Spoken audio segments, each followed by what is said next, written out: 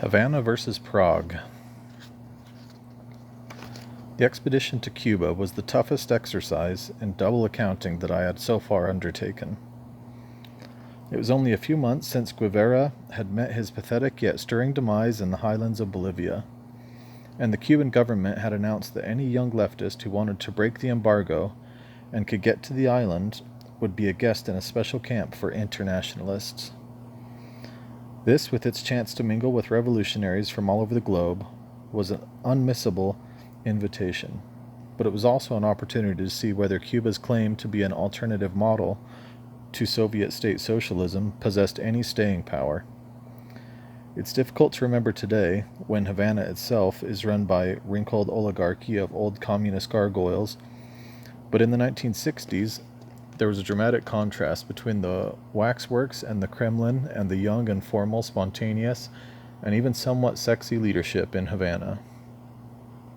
Not that we of the International Socialists, who sent our own team of polemicists and dialecticians to the camp, were much impressed by beard-sporting histrionic types either. It was revolution within the revolution again. Since I couldn't pay that fine, how had I paid for the flight? Easy. I had just been awarded a Kitchener Scholarship, named for the man whose face adorned the World War I poster admonishing all young Britons to remember that your country needs you. Available only to the sons of naval and military officers who were obliged to lead low-budget lives at university. This award required an interview with some red-faced old buffers who wanted mainly to reassure themselves about one's general soundness. I had a decent shave and put on a tie and played along. When asked what I did for extracurricular activity, I cited the Oxford Union. Didn't Her Majesty the Queen, one of the whiskey veterans inquired, just recently attended debate there? This was too good to miss. She had in fact shown up, and I had been technically a member of the committee that ran the debate. Modestly, I made the most of this fact, and knew in that moment that the scholarship named for the red-coated imperial hero of Kortom would be mine, and would help finance a socialist incendiary. I think I might also have justified my duplicity by recalling the shameful way in which the Navy had treated my father over his pension. Yes, that's right, they owe us. What great self-persuaders we all are.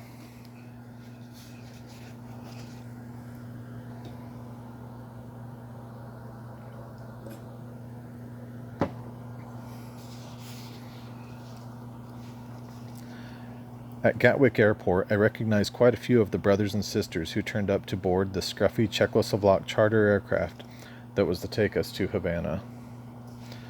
And I submitted sullenly to the business of being pulled to one side while plainclothes British policemen rudely grabbed my passport and wrote down all my details in a ledger before letting me proceed. Who cares, I thought angrily.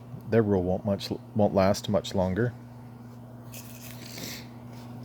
The belly of the beast was the expression commonly used for the United States in those days. And there seemed something gratifying in the way that our plane made only a brief touchdown in the Newfoundland before embarking upon the second leg and setting course for Havana while avoiding the taint of Yanqui airspace. Arrival at the Jose Marti Airport, with its blinding sunshine and crushing humidity, was an excitement all of its own. We were greeted by smiling and good-looking young comrades who offered a tray of daiquiri rum cocktails. This first impression was unlike the Berlin Wall version of official communism as one could wish. But there came at once a slight moment of awkwardness. After handing over my passport, I waited a while, and having by now heard a couple of rousing speeches of welcome, asked for it back. The hospitable internationalist grin on the face of the Cuban host contracted perhaps a millimeter or so. "We look after it for you." "You do? For how long?" "Until you leave our country." I felt an immediate sense of unease, but decided to get over it. I might perhaps have succeeded in getting over it, were it not for a couple of later developments. The scheme was for our plane load of mainly British internationalists to board the waiting buses that would take us to the Campamento Cinco de Mayo. a newly built work camp in the hilly, verdant province of Pinar del Rio, where we would join our French, German, Italian, African, and other compañeros. I have dialogues with them in the evening while helping to plant much-needed coffee seedlings during the day. In this fashion, we would build links between different insurgencies at the grassroots level, at the seedling level, helping to rid Cuba of its notorious colonial dependency on the single crop, the infamous monoculture of sugar. What could be more agreeable? I didn't expect or want luxury at the camp, and I didn't get it. Canvas bunk beds, very early starts, communal showers and meals, these were no sweat and no problem for one who had survived English public school. Whereas, in contrast to my boarding school experience, the food was excellent and plentiful, and there were females with red scarves in their hair. I didn't especially like the way that uplifting music and hectoring speeches were played all the time on the camp's loudspeaker system, but I was much more alarmed when, deciding on a hike one day to enjoy the surrounding scenery, I began to wave goodbye to the Cuban boys at the gate and was ordered to hold it right there. Where did I think I was going? On a hike? Well, I was told I couldn't. And why not? Because we say so. Now, I didn't speak much Spanish, and I didn't have a passport. It suddenly came back to me, and I would have had only a vague idea how to negotiate my way into a neighboring village, let alone Havana. But the guards, as I now thought of them, pointed emphatically back up the trail to the camp. Once you have been told that you can't leave a place, its attractions may be many, but its charm will instantly be void. A cat may stay contentedly in one spot for hours at a time, but detain it in that spot by grasping its tail, and it will try to tear out its own tail by the roots. I wasn't free to move at all, and the Cubans who wanted to leave Cuba were only free, after a long process, to be expelled from their country of birth and never allowed to return. Naturally, this qualified my attitude to the camp itself, but then I had come with my fellow Trotskyists and Luxembourgists precisely to test the Cuban claim that this was a new revolution. A brave departure from the grim, gray pattern of Soviet socialism. Also, it had to be admitted, Cuba was helping the many rebel forces that were even then fighting so bravely on a Latin American continent that was dominated by cruel and backward military dictatorships. Factional disputes in the camp kept us joyously and passionately awake. Of course, we argued about everything from the Paris Commune to the Spanish Civil War, but two critical questions were these. Had Che Guevara been right in proposing that moral incentives should replace material ones? And what line should be taken about the increasingly bitter split between the Russian and the Czechoslovakian communist parties? On the question of moral incentives and the idea of the new socialist man, I had nothing but doubts. At the close of this beautiful essay, Literature and Revolution, Trotsky had spoken lyrically of a future in which the average man will rise to the stature of an Aristotle, a Gautier, or a Marx, in which his very physique would become more supple, muscular, and harmonious, and had closed by saying that beyond these hills new peaks will rise. Myself, I could understand that political and economic conditions could make people very much worse, as in the case of Nazism, say. But I had too much English empirical schooling to believe that the material circumstances on their own could make people all that much better. And surely to be materialist in the first place entailed the acceptance of mankind as a primate species. Karl Marx himself had admired and even hoped to emulate Charles Darwin. Anyway, here was my chance at witnessing a laboratory experiment. Was Cuba producing a more selfless and exemplary human type? I shan't easily forget the reply I received from a very sweet, if slightly slow-spoken Communist Party official. Yes, he said. In fact, the new man is being evolved in the town of San Andreas. As soon as I heard this, I demanded to visit this utopian commune, as did many of my comrades. But the trip to San Andreas was always somehow being postponed while they ironed out the wrinkles in the new man.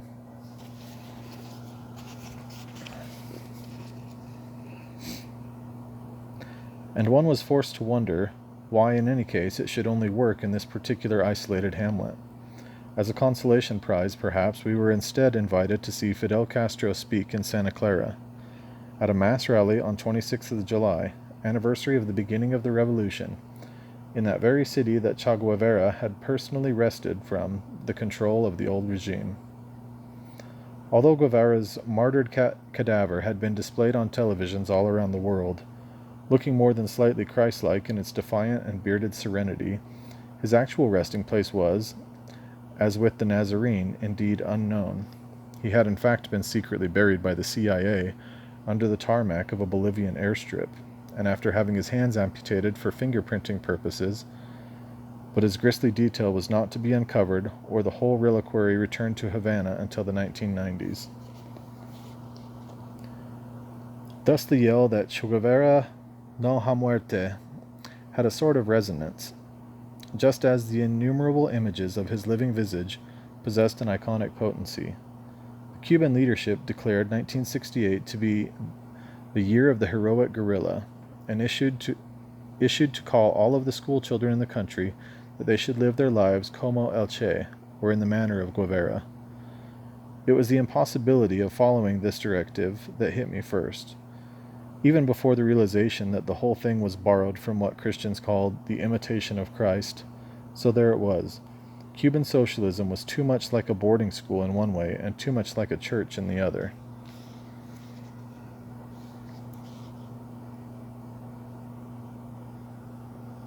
Long lectures from the headmaster were another feature that the two setups had in common. That and a huge overemphasis on team games and competitive sports of every kind. I mustn't pretend that it wasn't somewhat thrilling to have a front row seat in the young Fidel Castro and see the young Fidel Castro step up to the microphone and begin to stroke his beard in a way that he once had. But after the first couple of hours and the first few standing ovations, I felt that I had begun to grasp the main points, and a couple of hours later I was about ready to go and look for a cold beer. This commodity was actually easily come by, and for free. And one cynic suggested to me that that's how so many of the audience had been recruited to the rally in the first place. What hit me even more in my midsection, though, was the astonishing availability of young hookers on the edge of the crowd. One of the claims of the Cuban Revolution was to have abolished prostitution, and though I had never personally believed this to be feasible, the withering away of the state being the one thing but the withering away of the penis quite another, the whore scene in Santa Clara was many times more lurid than anything to be imagined in bourgeois society. The same thing went, by the way, for the regime's much more arrogant and nasty claim to have done away with that other bourgeois vice of homosexuality. In such working public lavatories as one could find, the slogan "Libertad por los maricons" was frequently chalked or scrawled to show that the Cuban gays were by no means willing to concur in their own abolition. As the macro address by the maximum leader showed signs of drawing to a close, the crowd began to disintegrate into its individual constituents of people hurrying home. The red-scarfed militants near the platform kept up a steady volley of cheers, but the masses were calling it a day. There was a distinct impression that more and better material incentives were what many workers and peasants would appreciate.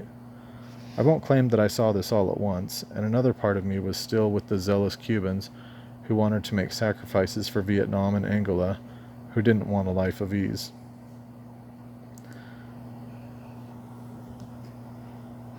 These and other reflections inevitably raised the question, as we never tired of putting it, of Czechoslovakia. The Cuban leadership took no decided view on the increasingly public quarrel between Prague and Moscow. The Cuban Communist Party paper, Granma, later to be described by my Argentine anti-fascist friend Jacobo Timmerman as a degradation of the act of reading, was then printing the communiques from both communist capitalists. This neutrality was not all shared by the Cuban in the street, as I was to find out. Perhaps it had something to do with the natural bias in favor of a small country as against a superpower.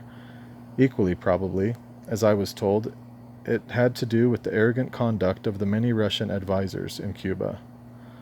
Certainly, when you have had your European features greeted by little showers of pebbles and dog shit and the taunt Sovietico from the street urchins of Havana, you have been granted a glimpse or a hint of that very useful thing, an unscripted public opinion. Moreover, the Czech crew of the charter plane that brought me to Cuba had issued an invitation.